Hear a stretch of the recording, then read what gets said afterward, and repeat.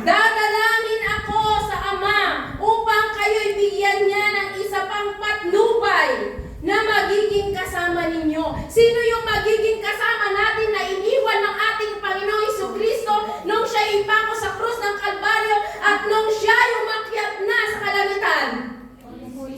Holy Spirit. Sabi po niya, sabi niya, siya ang Espiritu ng katotohanan na hindi matanggap ng sanlibutan.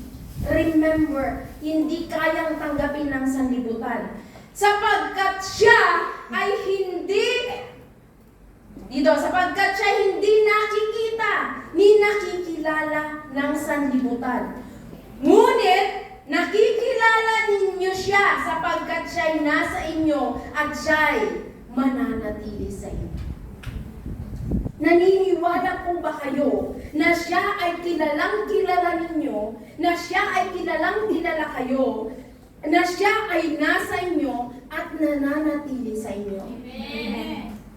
Pero may time na hindi mo nararamdaman, right? Bakit? Nasa inyo ang kasagutan. Bakit sabi natin na nasa sa atin ang banal na Espiritu, nasa sa atin, kasama natin, kilala tayo, pero pakiramdam po ng bawat isa sa atin, wala ang Espiritu Santo. Kapatid, examine yourself.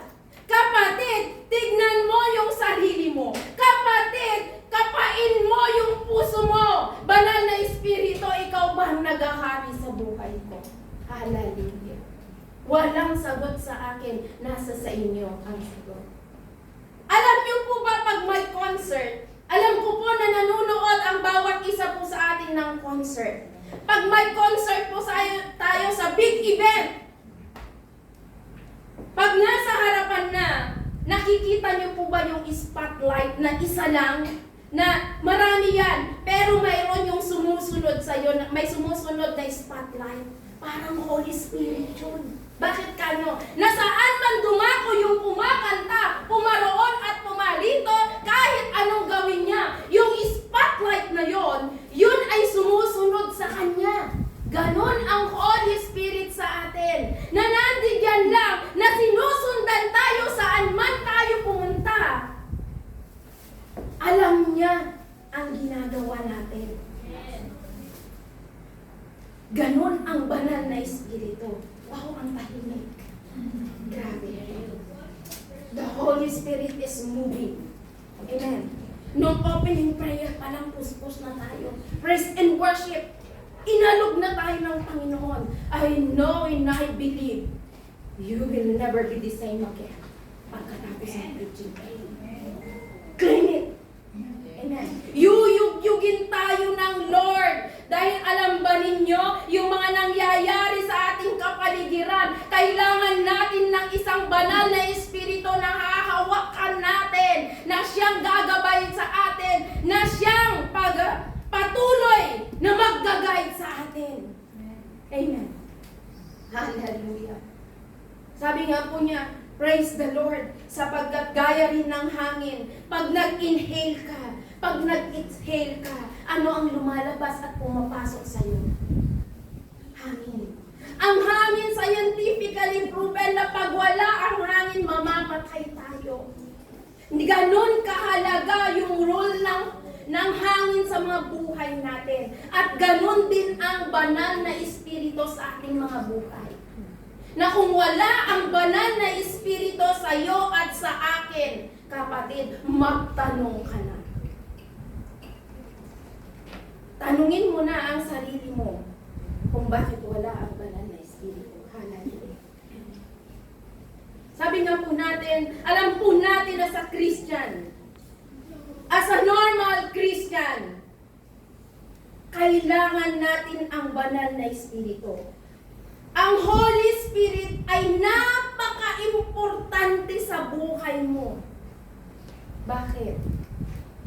Kung wala ang banal na Espiritu, malamang wala ka sa lugar ngayon ng JLC Church. Amen. Amen. Hallelujah. Sino nga ba itong banal na Espiritu na ito? At bakit sobrang sobrang halaga niya sa buhay natin bilang isang Kristiyano. Alam niyo po ba, sinong nakakaalam? Amen. Di ba? Sino tong Holy Spirit na to? Sino pa tong banal na Espiritu na ito? Alam natin na may tatlong persona. Amen. God the Father, God the Son, and God the Holy Spirit. Sino ngayon sa ating kapanahunan ang nakakasama natin? Yes, Holy Spirit. God the Holy Spirit. When we accept the Lord Jesus Christ as our personal Savior and King in our lives, kapatid, ang Holy Spirit na-activate na sa buhay mo. Noon, na-deactivate, hindi pa active yung Holy Spirit sa buhay mo. Bakit? Hindi mo pa tinatanggap ang Diyos na Panginoon at tagapagligtas mo. Bakit? Bakit na-deactivate? Dahil full of sin ang buhay natin. Kaya hindi nakakasabi natin deactivate kasi marami pang kasalanan sa buhay natin. But when we accept the Lord Jesus Christ as personal King and Savior na sabi ko kanina, kapatid, activate na. Na-activate na ang Holy Spirit. Amen. The Holy Spirit. Amen. Hindi lang basta Holy Spirit na imahinasyon mo lang. Na, ano kaya kumilos ang Holy Spirit? Ano kaya yung Holy Spirit na pinag-uusapan lagi? Amen. Napaka-importante po. Amen. Ang Holy Spirit ay Diyos din mismo. Amen. Amen. Diyos din mismo na kung anong ginagawa ng God the Father, kung ano rin ang ginagawa ng God the Son, nagagawa din ng God Holy Spirit. Amen. Diyos din mismo ang Holy Spirit. Amen. The Holy Spirit, yung parang tao rin siya. Amen. Parang tao rin siya. Bakit? May talino rin siya. Amen. May damdamin din ang banal na Espiritu. At may kalooban din yan. Amen. Ang banal na Espiritu, He is thinking. Nag-iisip din yan. Paano ko kaya tutulungan itong anak ko na yan? Paano ko kaya tutulungan itong Kristiyano ito? Acts 15:28, isulat po natin at basahin nyo. Para mapatunayan ng banal na Espiritu ay nag-iisip din. Amen. Ang banal na Espiritu ay nagsasalita rin.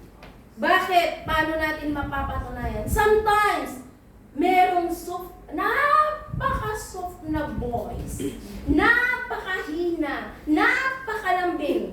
Did you ever experience that one? Amen. Na yung pag may ginagawa ka at may iniisip ka patungkol sa Diyos, maya't maya merong parang bumulong sa'yo na napaka-soft ng voice. Kapatid, pag may mga ganung nangyayari sa inyo at sasabihin na, anak, huwag mong gawin yan. At ilang beses kang gagawin, wala naman akong kasama dito. Naku, may multo. Multo, hindi yun multo, kapatid. Napakasamyo na boses ng Panginoon o ng banal na Espiritu. Acts 1:16, basahin ninyo. Nagsasalita ang banal na Espiritu.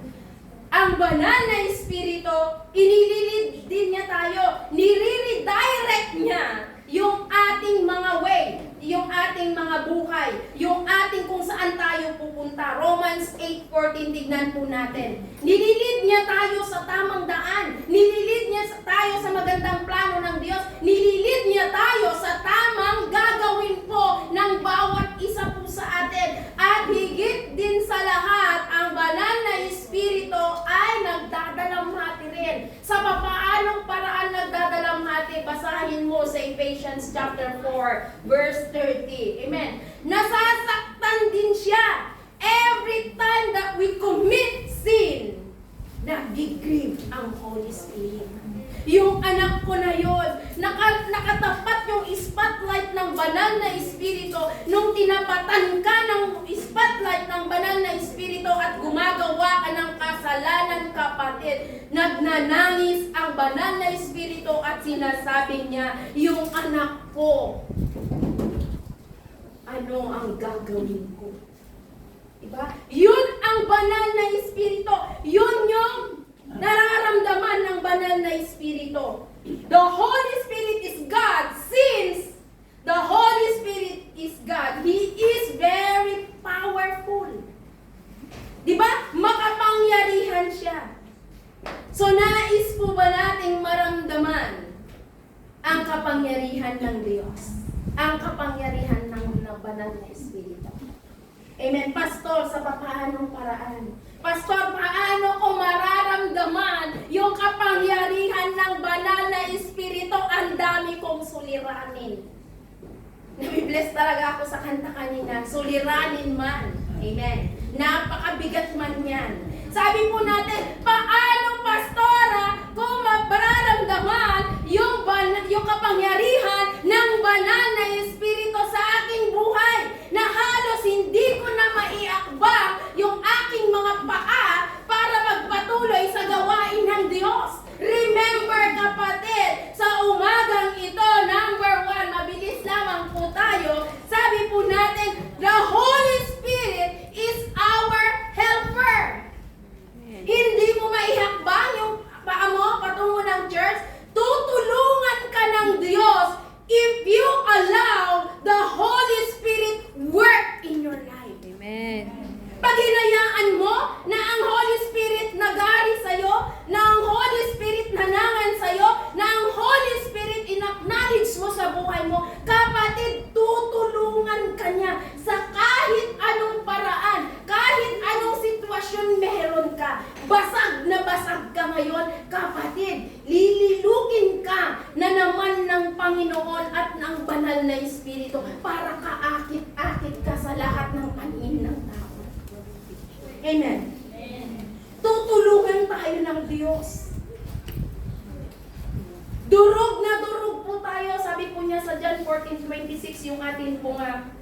Sabi po niya, ngunit at patnubay ang banal na Espiritu Santo na isinugo ng Ama sa pangalan ko, ang siyang magtuturo sa inyo ng lahat ng bagay at magpapaalala ng lahat ng sinasabi ko sa inyo. Napakahirap. Ito makikita po natin na ang banal na Espiritu kumikilos sa atin. Bakit? Sa decision making po natin. Sa decision po natin. Di ba? Every minute, every hour, kailangan nating mag-decide. Every minute, sabi ko kanina ko, bawat segundo nasusuong tayo sa pagdidesisyon. Na minsan napakahirap magdesisyon, especially pagdating sa pamilya ang problema. Tama, mali? Napakahirap mag-decide, right? Kaya ang ginagawa ng bawat isa sa atin, pag ganun ang nararamdaman po natin, hindi ba't nababanggit po natin na, Lord, help me? Diba? Especially yung pong mga Kristiyano na katulad natin, every time na we decide, every time what we do, every time na meron tayong naiisip, sinasabi natin, Lord, tulungan mo ako na maisagawa ito. Diba? Ganun yung mga sinasabi natin. O kaya sinasabi natin, Lord, guide mo ako ha. Lord, ikaw ang aking helper. Or Holy Spirit, banal na Espiritu, ikaw ang iniwan ng Panginoong Jesucristo nung siya'y umakyat na patungo sa God the Father. Banal na Espiritu, tulungan mo ako. Diba? Laging yun ang sinasabi natin because we know that the Holy Spirit is our helper. Pero hindi ka tutulungan ng banal na Espiritu kung, may kung yun, hindi ka nagpapatulong. Sinasarili mo yung asalin mo. Hirap ka na ngang humakbang. Sige, pinipilit mo pa. Hanggat kaya mo, sige. Kung nagiging sagabal yung damit mo, sige, itataas mo pa. Para lang makahakbang ka. ayaw mong magpatulong sa banal na Espiritu. Sige, you're running the race. Sa spiritual life mo, nakikipag-battle ka. Lord, ang hirap naman to. Minsan, sinisisi mo, nandyan na ang banal na Espiritu na sabi ko kanina, naka-spot lang sa atin, sa lahat ng ating ginagawa, lahat ng nangyayari sa ating buhay. Tawagan mo lang siya. Pero hindi natin ginagawa. Tayo mismo gumagawa ng paraan. Nakalimutan natin na may banal na Espiritu na iniwan ang ating Panginoon Jesucristo na siyang tutulong sa atin. He is our helper. Nakakatuwa nga eh. Sabi nga natin eh. Nasabi niya, the Holy Spirit is the one who helps us para harapin yung mga difficulties sa buhay natin. Siya yung katulong natin para harapin yung mga mahihirap na nangyayari sa buhay natin. Praise the Lord. Hallelujah. Umuwi ako sa Pilipinas. Umarap ako sa difficulty sa buhay ko. Pero anong nangyari? Nagtagumpay ang banal na Espiritu. Amen. Victory is mine. Sabi nga natin, pag nasa atin ang Diyos, victory ang laging nasa sa atin. Amen. Amen. Sige nga po, samahan po natin si Sister kapag dito na papulit sa atin. Amen. Tatagumpayan ang lahat ng ating makakamtan if we acknowledge the Holy Spirit, that the Holy Spirit is our helper in times of needs. Amen. Amen. Kasi in times of need, sometimes, lalo na pag dumating na, imbis na Judith. Lalo na pag dumating na si Judith, Lord! Diba? Means, tawagan mo lang ang Lord. God will provide. Amen. Hindi yung ginagawan natin ng solusyon. Amen. Hallelujah. Sabi po natin, gasgas ito. Philippians 4:13. If the Holy Spirit is work within us, always remember mga kapatid, Philippians 4:13, I can do all things through Christ who strengthens me. Amen. Magagawa mo ang lahat sapagkat ang Panginoon ang magpapalakas at magpapalakas pa at magpapalakas pa sa ating mga buhay Kristiyano. Amen. Amen. Pinapalakas tayo ng Panginoon. Amen. Pero, amen, ito na naman, matatanggap natin yung Philippians 4:13 na yan. Tatungin mo yung puso mo kung nakapasok na ang banal na Espiritu. Nakapasok na ba? O hindi pa? Philippians 4:13. We can do anything. Pag nandyan ang Panginoon at ang banal na Espiritu. Pero madalas nagagamit, tignan po natin yung pong dun sa mga estudyante. Nako! Pag ang mga estudyante, pag mag-e-exam na po sila, nako, hindi nag-review. Sasabihin na lang Philippians 4:13. Diba? Hindi niya tinulungan yung sarili niya at i-claim niya yung 4:13, hindi rin mag-work. Amen. Parang ganun din tayo. Pag hindi tayo lumapit, hindi natin pinaghari ang banal na Espiritu, pag kahit i-claim mo ng ilang beses yung Philippians 4:13 na yan, it doesn't work. Kasi wala ang banal na Espiritu. Paghaliin mo ang banal na Espiritu at i-claim mo ang Philippians 4:13, kapatid, it works. Amen. Mag-work yan. Sige, gagalaw ng gagalaw yung banal na Espiritu. Kahit, sabi nga, kahit imposible, mangyayari sa buhay mo at sa buhay. Amen. Hallelujah. At ang banal na Espiritu, tinutulungan din tayo para umiwas sa anumang distraction. Maraming distraction. Amen.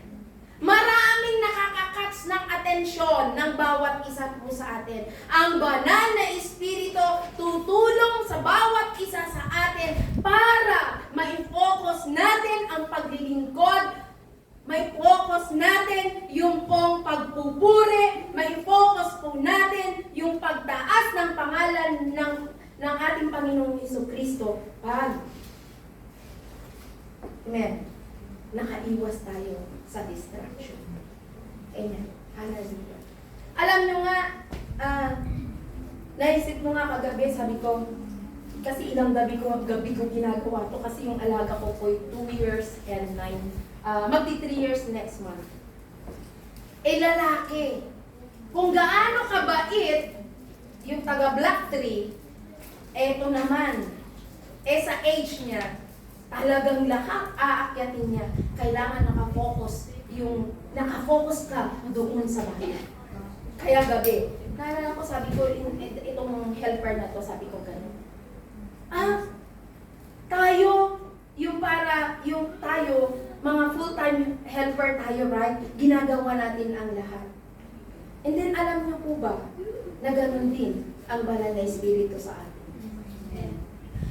Minsan, hindi lang part-time worker, hindi lang part-time helper ang banal na Espiritu. Full-time worker sa buhay mo at sa buhay ko. Na kahit ayaw mo, nakikialam ang banal na Espiritu. Para hindi ka lang malit into sa distraction. Diba? Ayaw kasi ng banal na Espiritu, kasi ganito yan, ang banal na Espiritu, gusto niya nakikita kang laging masaya, laging nagpupuri. Pero pag walang banal na Espiritu, para kang yung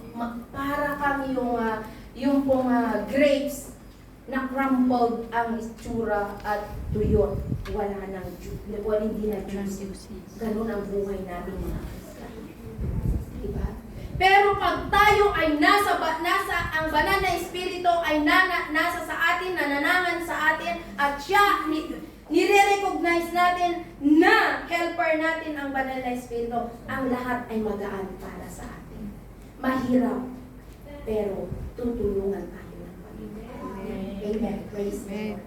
At ito pa po, pag ang banal na Espiritu, ang helper po natin, inire-reveal po niya yung totoo, hindi lamang yung almost right. Yung inire-reveal niya, ipinapakita niya yung katotohanan, hindi lamang yung malapit sa katotohanan. Kasi ipinapakita ng banal na Espiritu yun para tulungan ka na ma-differentiate yung tama at mali. Yung tamang landas at yung maling landas. Ganun po ang ginagawa ng banal na Espiritu sa atin. Matulungin, sabi nga po natin, ang banal na Espiritu. Napakahirap. Kasi ang Holy Spirit, responsibilidad niya tayo. Kasi siya yung naibuhan. Gaya po sa ating mga helper. Responsibilidad natin ang buong bahay. Diba? Amen. So yun po, sasabihin po natin. So, kailangan lang natin gawin ay paghaliin ang banal na Espiritu. Amen. Praise the Lord. Sabi po niya, what the Lord says, Christ told us, He will be with us forever. Diba? May sinabi po ang ating pong Panginoong Jesucristo na, He will be with us forever. Forever, kasi nandyan yung banal na Espiritu. Sa ating Panginoon, may forever. Tama, mali? Amen. Nangingiti sila kasi walang forever. Nangingiti si Ate. Ay, meron. May forever daw kay Ana. Amen. But sa ating pong Panginoon, may forever yan. Amen. Kasi pag sa tao, pag pinangakuhan ka, amen.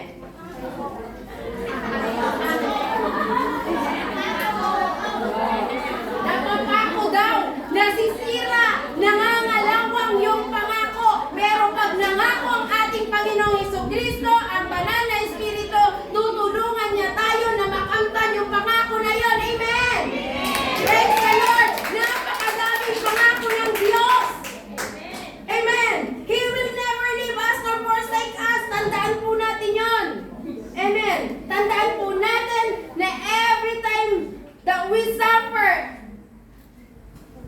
nandiyan ang Panginoon at nandiyan ang banal na Espiritu. Tandaan po natin na magdaan man tayo sa iba't ibang pagsubok, hindi tayo hahayaan ng Panginoon. Amen. Sabi po niya dito, hindi para tayo pabagsakin. Amen. Kundi tutulungan tayo ng banal na Espiritu at gagamitin niya yung pagsubok na yun para maging matatag ka. Para maging matatag ako. Kasi panibago, alam niyo po, pag ikaw ay pagtagumpayan mo ang level 1, maging level 2 ka, parang lang yan, parang games lang yan sa cellphone. Na pag level 1, level 2, level 3, level hanggang sa napakataas, kapatid, be ready and be prepared. Kasi ang banal na Espiritu, kikilos at kikilos yan. Kahit anumang pagsubok meron ka, kahit nadapa ka na, anong gagawin ng Panginoon? Anong gagawin ng banal na Espiritu? Tutulungan ka niyang babangon at itatayo ka niya at sasabihin, anak, tumayo ka at magpatuloy sa pananampalataya. Ganun ang banal na Espiritu, kapatid. Kaya huwag kang mawalan ng pag-asa. Parang lawyer ang banal na Espiritu. Bakit? Ang lawyer, he always depends us to win. Lagi niya tayong idinidepend para tayo'y manalo. Ang mga lawyer, the best liar. Ang mga lawyer, alam niyo po ba na sila, idinidepend nila.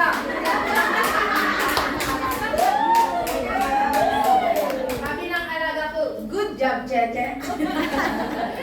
Amen. The best liar. Amen.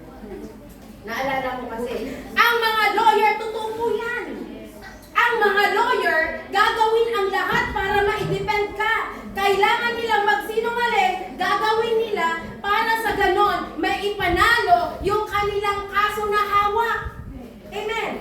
Ganon ang ating Panginoon, ganon ang Holy Spirit. Gagawin ng lahat ng banal na Espiritu para maipanalo mo yung suffering, yung pong problema, yung pong pagkadapa mo, ibabangon ka niya. Ganon tayo kamahal ng ating pong Panginoon. Why? Kasi ikaw yung precious na nilikha ng Panginoon. You are precious than gold. Kahit kumikinang ang gold na yan, ikaw ang pinakamakinang sa lahat ng makinang sapagkat ikaw ay nilikha ng Panginoon. Amen. So, nandyan, tawagan lang natin ang Panginoon. Huwag si lawyer. Naalala ko. Tawagan lang natin ang ating banal, ang banal na Espiritu, mananalo tayo. Ididepend niya tayo. Amen. Hawakan natin lagi yung pangako niya. Nalala ko po sa Israel, yung isang Pilipino, may alaga siyang matanda, right? Napanood natin yun. Pinasok na po sila ng mga Hamas. Talagang nanalangin na po siya. Sabi niya, kung ito na yung last, it's okay. Kasi wala na siyang magagawa eh. Nandyan yung alaga niya, anytime pwede silang pagrotratin at barilin at mamatay. Pero alam niyo ang ginawa ng Pilipina na ito? Anong ginawa niya? Anong ginawa niya? Yes. Ang ginawa po niya, kainting siyang nalalangin. Panginoon, kung ito ang ninanais mong mangyari sa akin na hindi makabalik sa aking bansang sinilang na makabalik na buhay. Panginoon, ikaw na ang humawak ng buhay ko at pag-inata. Imagine. In times na wala na tayong magagawa, in times na nga sa sitwasyon na tayo na wala tayong kaya, anong ginagawa po natin? Nananalangin tayo at sinasabi natin, Panginoon, tulungan mo ako. Hindi ba't gano'n tayo mga Kristiyano? Kaya sa umagang ito, in times na tayo ay nawawalan ng pag-asa, in times na tayo ay namumroblema, in times na darating na ang mga due date natin, in times na nandiyan na hawak na natin yung mga bayarin natin. Kapatid, the Holy Spirit is your helper. Huwag ka lang mag-part-time sa araw ng linggo. Amen. Praise the Lord. Amen. The Holy Spirit, number 1, is your helper. Amen. Number 2, malapit na tayo. The Holy Spirit is our comforter. Naniniwala po ba kayo na ang banal na Espiritu ang nagko-comfort sa inyo? Yes, maraming beses na napatunayan natin yan. Every time na tumutulo yung luha natin, humihigbi tayo sa gabi, ilang baldi na ang nailuka natin. The Holy Spirit always comfort us. Ang banal na Espiritu, gumagawa siya ng kaparaanan para tayo ay maalim. Nagpapadala siya ng mga tao, ng mga babae at mga lalaki, bata at matanda upang gamitin ng banal na Espiritu upang ikaw ay maaliw in times na kailangan mo ng magko-comfort sa'yo. Di po ba? At pinapakita rin niya yung assurance na totoong may Diyos, na totoong may malalapitan ka in times na nalulungkot ka, in times na naghihikbi ka sa gabi. Maraming beses, lalo na po sa atin, na maraming beses po rito na nais na natin umuwi, iyak po tayo ng iyak sa gabi, dahil nais na natin makapiling ang ating mga pamilya. Pero anong ginagawa ng Panginoon? Anong ginagawa ng Holy Spirit? Diba? Nagpapadala siya ng partner mo. Nagpapadala siya ng kapanalaginan mo. Nagpapadala siya ng magagamit ng banal na Espiritu para i-comfort ka.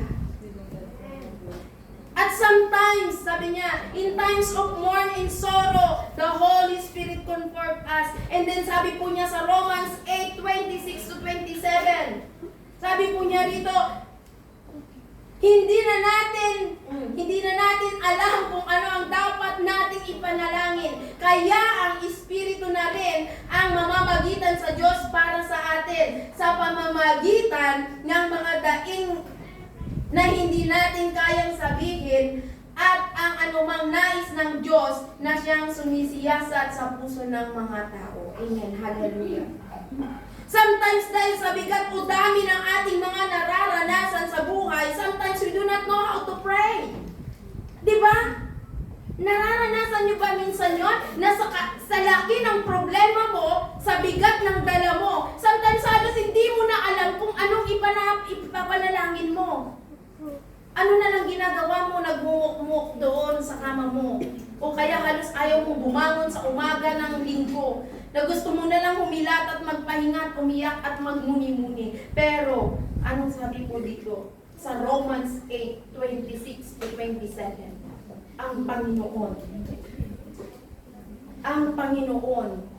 ang namamagitan para sa atin. Amen. Siya yun na yung mananalangin. O madalas o minsan hindi na natin alam ang bagay-bagay na nangyayari sa atin. Sana or must we need na maging close sa Holy Spirit. Kasi hindi na natin alam yung nangyayari. Tingnan po natin ang kapaligiran natin. Diba? Sabi nga po natin kanina doon po sa ating teksto, na ang sanlibutan hindi alam ang banal na Espiritu. Diba? Kaya sila ay nadidisturb, kaya sila hindi activate yung banal na Espiritu dahil hindi nila kilala. But you are so blessed. Blessed na blessed ka kapatid dahil sabi ko nga kanina, ang banal na Espiritu ay nananangan sa buhay mo. If nananangan. Amen. Hallelujah. So, maging close tayo sa Holy Spirit. Huwag niyong sabihin na kayo lang ang nagsasuffer. Lahat po tayo nagsuffer. Even Job. Remember si Job? Alam na alam ninyo yung pong naranasan ni Job. Right? Yes. Si Job din suffered through great loss and physical illness. Pero anong ginawa ng ating po Panginoon? Di ba kinumfort niya si Job? Di ba? Sabi mo niya, nag-suffer siya, nawalan siya ng anak, nawalan siya ng ari-arian. Even po yung asawa niya, nung sinabi ng asawa niya, bakit hindi mo iwan yung Diyos mo? Di ba? Pero anong ginawa ng banal na Espiritu? Di ba't kinumfort siya? Pero anong ginawa ni Job? Mawala man ang lahat, magpapatuloy siya sa paglilingkod sa Diyos. Amen. Amen. Ikaw ba na pag nawala ang asawa mo, maglilingkod ka pa rin ba sa Diyos? Amen. Well, praise the Lord! Amen! Sapagkat ang kaligtasan. Nasa Diyos. Amen. Purihin ang Panginoon na even though iwan ka ng kaliwat kanan mo, pag nakapokus ka sa Panginoon at kasama mo ang banal na Espiritu, we win. Amen. Victory is in us. Amen. Hallelujah. Iwan man tayo ng lahat, wag lang si Kristo ang mangiiwan sa atin. Matagumpay pa rin tayo. Amen. Praise the Lord. Hallelujah. Hallelujah. Amen. Even si David, anong nangyari kay David? Diba? Si David was troubled in battle, deep despair. Yung pinag-aaralan ng every night ng Friday. Yes, ng intercessory. Si David, desperado na, nandoon na halos ayaw na niyang magpatuloy. Pero anong sabi niya? When I am weak, I am strong. Amen. Kung mahina ako physically, malakas ako spiritually. Amen. Ganon din po sana tayo, ikino-comfort tayo ng Panginoon. Amen. Na habang mahina na tayo, doon tayo lumapit sa Lord upang sa ganon, mapalakas tayo. Dahil kino-comfort tayo. Maraming mga ginagamit ang atin pong banal na Espiritu para i-comfort po tayo. Even Elijah was discouraged. Yes. Di ba? Hinahabol siya, nagtatago siya. Ayaw na Anong niya. ginawa ng banal na Espiritu? Di ba? Sabi niya. Yung gutom na siya, yung isparo pa mismo, yung nagbigay sa kanya ng pagkain. So maraming ginagamit ang ating Panginoon. Higit lalo ang banal na Espiritu para i-comfort ka sa anumang kalagayan meron ka. Even Jeremiah, dumanas siya yung great loneliness. Sinong dumaranas ng great loneliness dito? Wala. Amen. Remember, kapatid, pag nararamdaman mo ang mga ganyan, isipin mo lagi, may banal na Espiritu na kasama. Amen. Praise the Lord. Lumapit ka. Pero anong ginawa ng mga ito? Lumapit sila sa Lord. Kasi alam nila na malaki ang magagawa ng ating Panginoon. Hallelujah. Gaya sabi ko kanina, estudyante ang example ko, na pag hindi mo alam ang gagawin mo, lumapit ka lang sa teacher mo at tuturuan ka niya. Amen. Ganon din ang banal na Espiritu. Pag hindi mo na alam at tulirong ka na, lumapit ka sa Kanya. At tuturuan ka niya, i-comfort ka niya, sasabihin niya kung ano ang way na nararapat para sa iyo. Hindi yung saganang ang ating ipapatupad sa sarili natin. Amen. Praise the Lord. Alam niyo kung bakit alam niyo kung bakit minsan nag-crave ang Holy Spirit sa atin. I know. Alam niyo. The bad spirit. Yes. Yes. Bad and the Alam good niyo kung spirit. bakit nag-crave ang Holy Spirit sa atin. Sometimes, yung sin, Yes. nakaupo sa trono ng Diyos. Yes. As I mentioned a while ago. But God is so good. He never let us down. Amen. Hindi niya tayo hinayaan na malagapak. Bagkus ang ginagawa niya. Iniaangat niya tayo. At kinukomfort niya tayo. Para lalo na tayo ay magpursige sa paglilingkod sa Kanya. Amen. Hallelujah. Last. Sabi po natin, kung kanina, sabi po natin, the Holy Spirit is our helper. Number 2 is our comforter. Number 3, the Holy Spirit is our counselor. Tagapagpayo. Amen. Tagapagpayo ang Holy Spirit sa buhay natin. Bakit kailangan natin ng tagapagpayo? Madalas tayo nakikinig sa hiyaw ng mundo. Kaya nais natin na kaya nasabi po dito na ang Holy Spirit ay tagapagpayo natin sapagkat in times na nakarinig tayo ng hiyaw doon sa labas, nagkakaroon na tayo ng desisyon na hindi na naaangkop sa Panginoon. Kaya kailangan natin ng isang counselor na magsasabi sa atin, anak, ito ang gawin mo. Anak, ito ang nais ng Diyos. Diba? Sabi po natin, amen. Bakit nasabi po natin na ang Holy Spirit ay ang ating counselor? Amen. Sabi po niya sa John 16:13, when the Holy Spirit truth comes, He will guide you into all the truth. For they will not speak on His own authority, but whatever He hears, He will speak and He will declare to you the things that are to come. Diba? Sabi po niya, ang Panginoon, ang banal na Espiritu, sabi po natin, ipapayo niya, sasabihin niya yung totoo, i-guide niya tayo sa katotohanan, hindi niya tayo pababayaan, hindi niya tayo, sabi ko nga kanina, ililid niya tayo, ang banal na Espiritu, ang isang katangian ng banal na Espiritu ay kung saan tayo ililid ng banal na Espiritu. Hindi niya kakayaan na ikaw ay lumagapak, bagkos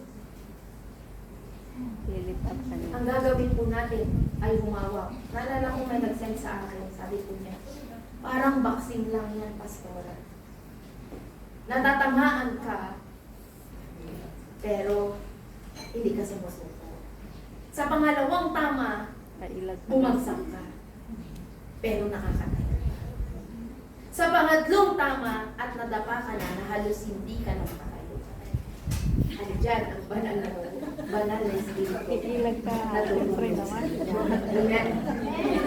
Hindi ka naman umilag pati. Ilag din ako. Bakit tama agad? Ilag. Amen. Praise the Lord. Ilagan. Pasapasaman tayo sa mukha. Amen. Pagdating sa harapan ng Panginoon, ikaw yung napakaganda. Amen. Bakit?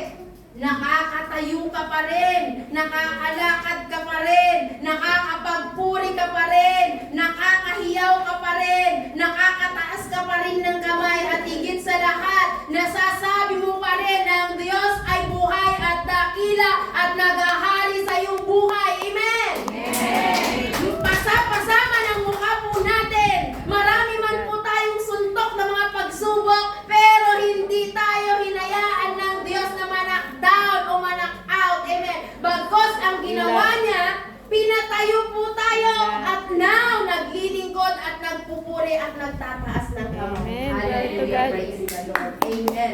Purihin ang Panginoon. Amen. Hallelujah. Amen. Like a wise counselor. Amen. Guiding us in our life challenges. The Holy Spirit impart divine wisdom, divine direction, divine revelation. Amen. Ganon ang ginagawa ng ating pong Holy Spirit as a counselor. Amen. Pag pumunta tayo sa psychologist, pag may problema tayo, ang sasabihin lamang ng psychologist, ganito ang gawin mo. Pero pag ang Diyos, ang banal na Espiritu, ang ating counselor, ang gawin mo, ganito anak, magtatagumpay ka at yung katagumpayan na yon mananatili hanggang wakas pag hindi ka bibitaw. Amen. Hallelujah. Trust in the Holy Spirit. Let the Holy Spirit come into our life. Marami tayong pwedeng lapitan ng mga counselor. Marami tayong mga pwedeng lapitan na tagapagpayo. Pero ang the best counselor ng bawat isa sa atin ay ang banal na Espiritu. Kapatid, marami tayong pagdadaanan, marami tayong mga pinagdaraanan, at marami pa tayong pagdadaanan. Ito yung napakahalaga na dapat nating alalahanin, na may Diyos na tutulong sa iyo. May Diyos na magko-comfort sa iyo. Amen. May Diyos na magka-counsel sa iyo kung ano yung dapat mong gawin, kapatid. Maraming mga doctors, maraming mga sikat na doctors na patuloy na nagbibigay payo sa may mga malalalim na problema, pero pag lumapit tayo sa Panginoon at tinanggap natin siya bilang Diyos at tagapagligtas natin, wala nang hihigit pa ng counselor sa ating mga buhay. This morning, narinig natin yung experiencing the power of the Holy Spirit. Sabi ko nga kanina, we cannot experience the power of the Holy Spirit unless hindi pumasok ang Holy Spirit sa buhay natin. Kapain mo, kapatid, ang dibdib mo kung ang Holy Spirit ay nasa sayo na. Tanungin mo ang sarili mo, may mga mabibigat kang problema, may mga pasanin ka, may suffering ka na iba't iba, ng sumuko kapatid, nalalaman po natin at alam po natin at nalaman po natin that the Holy Spirit is our helper, is our comforter and counselor. Hallelujah, Lord Jesus. Napakabuti mong Diyos. Amen. Napakabuti ng ating